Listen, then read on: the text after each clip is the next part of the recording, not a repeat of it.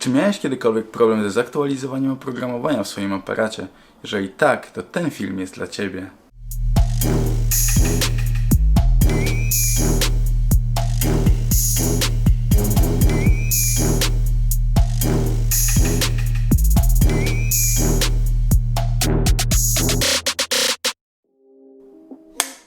Cześć, ja nazywam się Karol i w dniu dzisiejszym porozmawiamy o aktualizacji oprogramowania w aparatach Panasonic. Pewnie zastanawiacie się, po co Wam w ogóle aktualizacje? Przecież na przykład telefony lub Wasze komputery aktualizują się same. Niestety aparaty nie aktualizują się same i potrzebują naszej pomocy. Niejednokrotnie borykamy się z różnymi problemami, takimi jak na przykład autofokus, i w takiej sytuacji przychodzą z pomocą aktualizacje zarówno do aparatów, jak i do obiektywów. A zatem powiedzmy sobie, czego będziemy potrzebowali do wykonania aktualizacji. Jak na pewno się możecie domyślić, jest to aparat. Konieczne jest posiadanie zamocowanego obiektywu, w pełni naładowaną baterię, kartę SD, w przypadku użycia karty pamięci, czytnik kart. A zatem wszystkie dostępne informacje na temat aktualizacji do obiektywów oraz do aparatów znajdziecie na oficjalnej stronie Panasonica. Link podałem w opisie. Myślę, że strona jest zbudowana bardzo czytelnie i prosto, zatem z pewnością znajdziecie odpowiedni załącznik dla swojego modelu aparatu lub obiektywu.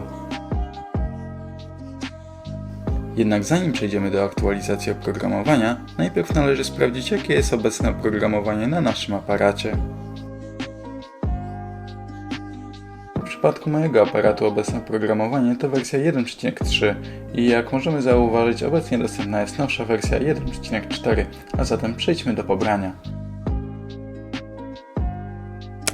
Po kliknięciu Download otwiera nam się dodatkowe okienko, w którym możemy wybrać odpowiedni model aparatu. W przypadku mojego aparatu nazwa zmienia się w zależności od regionu. I tak dla Stanów Zjednoczonych będziemy mieli nazwę G85, zaś dla Europy G80. Zatem pobieram plik G80. A zatem pobieranie jest ukończone. Plik należy rozpakować i w takiej postaci przenieść go na dysk przenośny. W tym przypadku jest to nasza karta SD. Następnie kartę wraz z plikiem instalacyjnym należy umieścić w aparacie oraz włączyć aparat. Jak sami możecie zauważyć, aparat wyświetlił komunikat o tym, że oprogramowanie nie może zostać zaktualizowane, gdyż potrzebujemy naładowanej baterii. Więc ja szybko wymieniam baterię na w pełni naładowaną i włączam aparat ponownie. Następnie aparat zadaje nam pytanie, czy na pewno chcemy zaktualizować aparat do nowszej wersji i wybieramy tak. W tym momencie następuje aktualizacja oprogramowania. A few moments later. Po zaktualizowaniu aparat restartuje się, awokado jest szczęśliwy. Hello, cutie pie.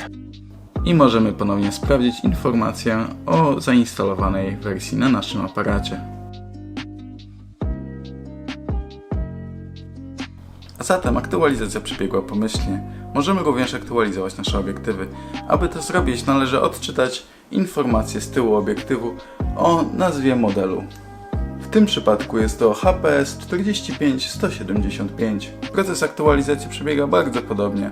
Należy ściągnąć odpowiedni plik, czasami jest to plik do rozpakowania lub instalacyjny, zainstalować go i przerzucić na dysk przenośny. W tym przypadku jest to karta SD. Następnie podpinamy dany obiektyw i włączamy aparat w celu aktualizacji. Proces jest w zasadzie identyczny. Jeżeli mój materiał okazał się dla Ciebie pomocny, koniecznie zostaw łapki w górę, a jeśli chcesz zobaczyć więcej materiałów na temat tego aparatu lub obiektywów Panasonic, koniecznie subskrybuj kanał. To tyle na dzisiaj, ja się dzisiaj już z Wami żegnam i zobaczymy się niebawem z następnym filmem. Trzymajcie się, cześć!